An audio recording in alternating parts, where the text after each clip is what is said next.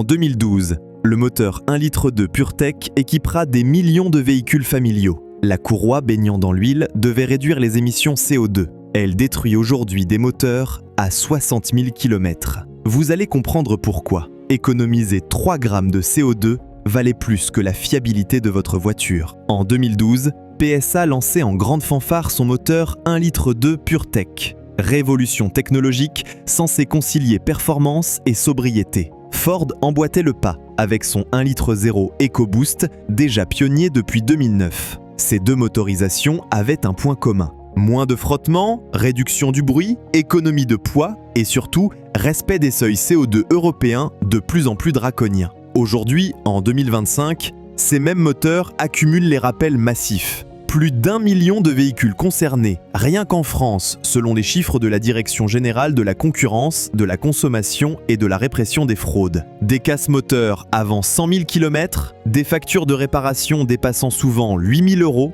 Comment des géants de l'automobile ont-ils pu déployer massivement une technologie aussi problématique? La réponse va vous glacer le sang et révéler l'étendue du mépris de cette industrie pour ses clients. Ils savaient parfaitement ce qui allait arriver. Les études de développement détaillent précisément les mécanismes de défaillance. Les ingénieurs compétents ont été contraints de valider des solutions qu'ils savaient bancales dès le départ. Cette hypocrisie industrielle continue aujourd'hui, malgré l'accumulation de preuves accablantes qui s'empilent dans les tribunaux européens. Mais comment une innovation si prometteuse a-t-elle pu devenir un tel piège pour les conducteurs? Pour saisir l'ampleur de cette trahison industrielle, il faut d'abord comprendre ce qu'est réellement le système Belt-in-Oil. Traditionnellement, la courroie de distribution fonctionne à sec, protégée dans son propre carter étanche. Elle transmet le mouvement entre vilebrequin et arbre à cames avec précision, mais génère des frottements et du bruit. Une courroie en caoutchouc HNBR nitrile butadiène hydrogénée plongeant directement dans le bain d'huile moteur. Les avantages théoriques séduisaient les bureaux d'études. Réduction des frottements de 15 à 20%, diminution du bruit de 3 à 5 décibels, économie de poids de 2 à 3 kg par rapport à une chaîne. Pour des constructeurs obsédés par chaque gramme de CO2 et chaque centime d'euro de coût de production,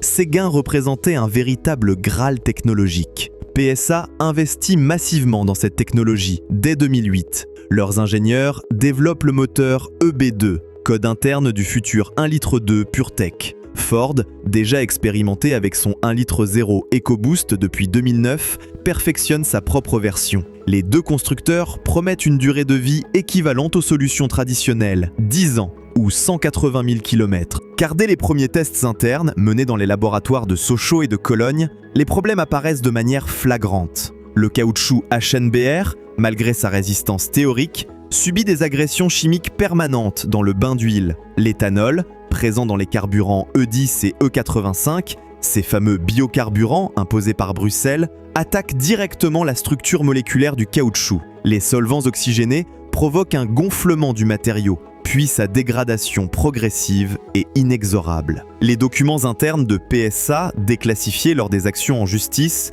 montrent que ces phénomènes étaient parfaitement documentés dès 2011. Les ingénieurs alertaient précisément sur la formation de débris charbonneux, la perte d'adhérence des dents de courroie, l'encrassement progressif du caoutchouc. Leur rapport technique décrivait mot pour mot le mécanisme de défaillance. La courroie se délite, ces débris obstruent la crépine de la pompe à huile, la pression chute brutalement et le moteur casse de manière catastrophique. Que révèlent réellement ces débris noirâtres qui détruisent vos moteurs? L'expertise judiciaire menée par le laboratoire indépendant TÜV Rheinland en 2020 révèle l'anatomie complète de cette dégradation programmée. Contrairement aux chaînes métalliques qui résistent remarquablement à l'usure dans l'huile pendant des centaines de milliers de kilomètres, le caoutchouc HNBR subit une attaque chimique permanente qui commence dès les premiers kilomètres parcourus. Le phénomène s'aggrave dramatiquement avec l'utilisation de carburants modernes. L'éthanol, contenu dans l'E10 et l'E85, se dissout partiellement dans l'huile moteur lors des phases de combustion à haute température. Ce processus d'absorption modifie irréversiblement la structure moléculaire du HNBR, réduisant sa résistance mécanique et sa flexibilité originelle. Parallèlement, les additifs détergents présents dans les huiles modernes basse viscosité accélèrent considérablement cette dégradation chimique. Ces molécules, conçues pour maintenir la propreté du moteur, s'attaque également aux polymères de la courroie de manière agressive. Les agents dispersants dissolvent progressivement les liants qui maintiennent la cohésion du caoutchouc, provoquant l'effritement des dents et la formation de débris de plus en plus volumineux. La température aggrave considérablement ce processus de destruction. Dans un moteur moderne turbocompressé, comme le 1,2 litre PureTech, l'huile atteint régulièrement 120 à 130 degrés Celsius en utilisation intensive urbaine. Le caoutchouc HNBR, initialement stable à température ambiante, devient particulièrement vulnérable et commence à se dégrader massivement dans ces conditions extrêmes. Mais voici le plus révoltant dans cette histoire. Les ingénieurs de PSA et Ford connaissaient parfaitement ces mécanismes destructeurs. Leur laboratoire disposait de tous les moyens d'analyse les plus modernes pour prédire cette évolution catastrophique. Des tests accélérés de vieillissement, reproduisant plusieurs années d'utilisation en quelques semaines, auraient immédiatement révélé ces problèmes majeurs. Ces tests ont manifestement été négligés, ou leurs résultats délibérément ignorés par les directions commerciales pressées de lancer leurs nouveaux produits. Malgré ces alertes techniques répétées et documentées, PSA maintient obstinément le cap commercial. Les normes européennes imposaient des seuils CO2 de plus en plus stricts, 130 grammes par kilomètre en 2012, avec l'objectif drastique de 95 grammes pour 2020. Chaque gramme d'écart coûtait 95 € d'amende par véhicule vendu. Pour un constructeur commercialisant 3 millions d'unités annuelles, dépasser de seulement 5 grammes représentait 1,4 milliard d'euros de pénalités financières. Dans ce contexte économique et réglementaire suffocant, le Belt in Oil devenait une nécessité stratégique absolue pour la survie commerciale. Les 2 à 3 grammes de CO2 économisés par véhicule pouvaient littéralement faire la différence entre la conformité réglementaire et des sanctions financières massives qui auraient pu mettre en péril la rentabilité des constructeurs.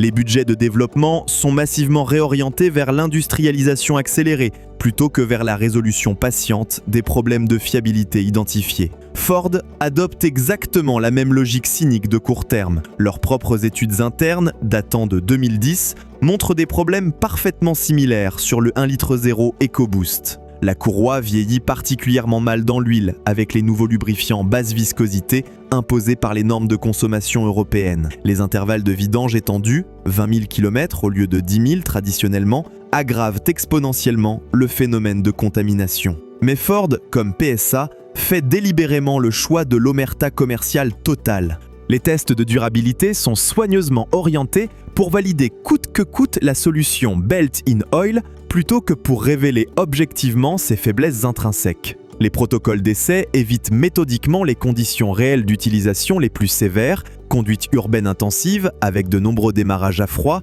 carburant à forte teneur en éthanol, intervalles de maintenance étendus que pratiquent la majorité des automobilistes européens. 2012 marque le début du déploiement massif de cette bombe à retardement dans le parc automobile européen. PSA lance le 1,2 litre PureTech sur Peugeot 208, Citroën C3, puis progressivement sur toute sa gamme compacte et familiale. Ford généralise son 1,0 litre EcoBoost sur Fiesta, Focus, EcoSport et de nombreux autres modèles populaires. En quelques années seulement, plus d'1 million de ces moteurs à courroie dans l'huile circulent sur les routes françaises. Vers 2016-2017, des propriétaires commencent à se plaindre de bruits moteurs inhabituels, de voyants d'alerte qui s'allument de manière récurrente, de pertes de puissance soudaines et inexpliquées. Les garagistes découvrent alors des crépines de pompe à huile, progressivement obstruées par des débris noirâtres d'aspect charbonneux. L'analyse chimique révèle des fragments de courroie mélangés à des résidus de combustion et des particules d'huile dégradées. Les constructeurs minimisent systématiquement ces premiers signaux d'alarme. Ils évoquent des problèmes prétendument isolés, des défauts de maintenance de la part des utilisateurs, une utilisation supposée d'huile non conforme aux spécifications. Mais l'accumulation géographique de cas similaires devient rapidement impossible à ignorer, même avec la meilleure mauvaise foi commerciale. La réalité du terrain devient rapidement dramatique pour des milliers de familles. Des moteurs de 60 000 km à peine subissent des casses brutales et totales en quelques secondes. La courroie se délite complètement, ces débris encrassent massivement le circuit de lubrification, la pompe cavite, la pression s'effondre littéralement. En quelques minutes de fonctionnement à sec, coussinets de vilebrequin et segments de piston sont irrémédiablement détruits. La facture de réparation entre 6 000 et 10 000 euros pour un échange standard quand il est encore techniquement possible. L'équivalent de 2 années de traite automobile pour certaines familles modestes. Pour un défaut que le constructeur connaissait parfaitement,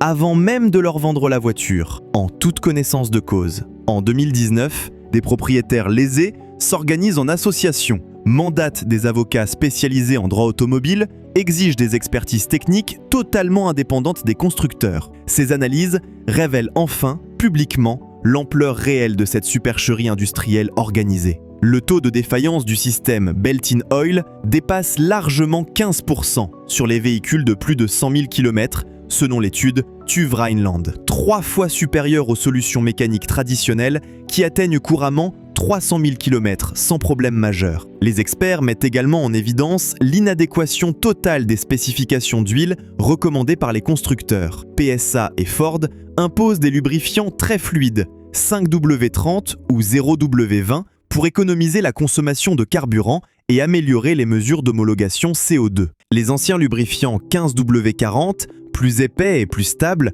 préservaient infiniment mieux l'intégrité structurelle de la courroie sur la durée. Ces révélations techniques fracassent définitivement tous les arguments de défense des constructeurs face aux tribunaux. Leur propre laboratoire de recherche disposait de la totalité de ces données critiques dès 2010-2011. Ils connaissaient précisément les incompatibilités chimiques fondamentales, les risques de dégradation accélérée, les mécanismes inéluctables de défaillance prématurée. Et ils ont, malgré tout, choisi en toute connaissance de cause de commercialiser ces moteurs défaillants par millions sur des véhicules familiaux destinés à durer au minimum 15 années. Face à la multiplication exponentielle des plaintes et des expertises techniques, les constructeurs adoptent une stratégie de communication particulièrement rodée et cynique. Ils organisent des campagnes de rappel soigneusement présentées comme des mesures purement préventives, par prétendu souci de qualité et satisfaction client. Jamais ils ne reconnaissent explicitement le défaut de conception majeur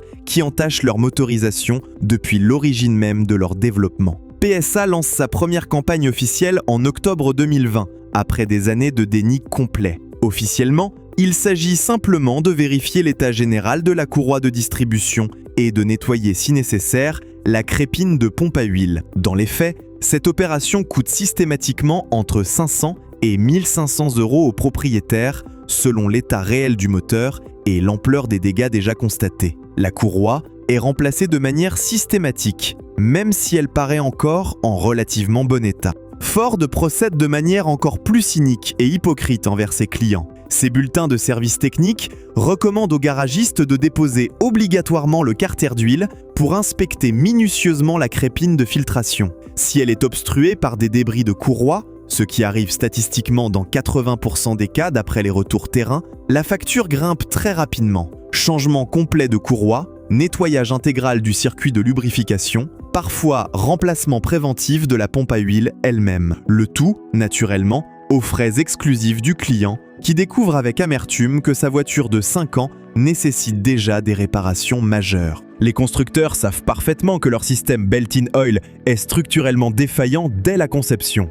Ils organisent des rappels préventifs qui ne règlent absolument rien sur le fond, tout en facturant cyniquement les pseudo-réparations aux propriétaires totalement innocents de cette imposture technologique. Une double peine particulièrement inacceptable qui transforme les victimes en contributeurs financiers de leur propre préjudice. Comment peut-on accepter qu'un constructeur vende sciemment un moteur défaillant à des millions de familles? Les procédures judiciaires internationales ont permis d'exhumer des documents internes particulièrement édifiants qui révèlent la mentalité réelle de cette industrie. Chez PSA, les comptes rendus détaillés de réunions techniques de 2011 mentionnent très explicitement les risques majeurs de fiabilité à long terme du système Beltin-Oil révolutionnaire. Un mémo interne révélé devant la justice de Nanterre indique textuellement que les risques techniques identifiés sont acceptables au regard des enjeux réglementaires CO2 et des coûts prohibitifs de développement d'une solution alternative éprouvée.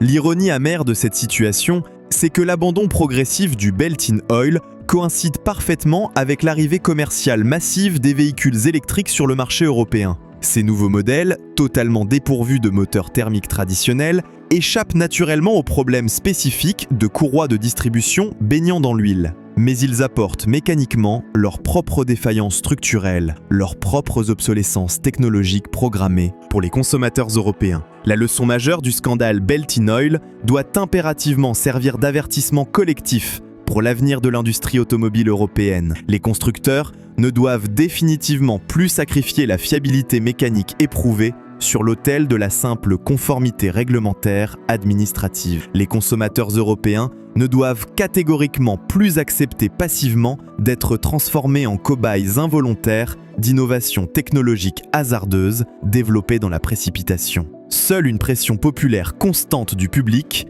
et une fermeté judiciaire exemplaire peut contraindre cette industrie à retrouver définitivement le chemin de la qualité mécanique et du respect de ses clients.